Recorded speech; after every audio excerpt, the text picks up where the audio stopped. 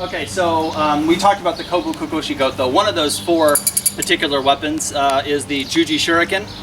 The JUJI Shuriken in this school is specific, okay? Most JUJI Shuriken that you see has an edge all the way around it, okay? On the general JUJI that you see in classical Japanese Koryu.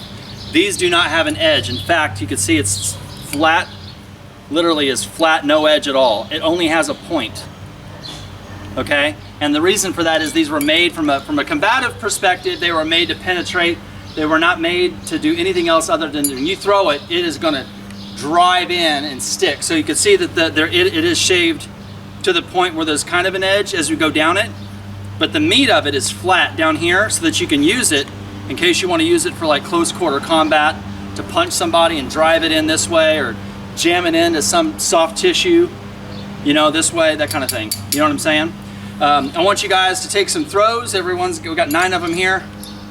So I want you guys to take some throws and see if you guys can stick them in there and that good stuff. You know what I mean? One thing about the Shuriken, I also want to throw this out there. It is a projectile weapon. We talked about the different kinds of weapons. If I was in a position to do swordsmanship, you know, my sword's out, your sword's out, there's only so much room between the tip of the swords. The distance for Shuriken is just a little bit more there. It's where they might draw a sword and be here, and to close that gap with a sword, they throw Shuriken and then rush to get you to block the Shuriken to open up for me to cut you down with a sword.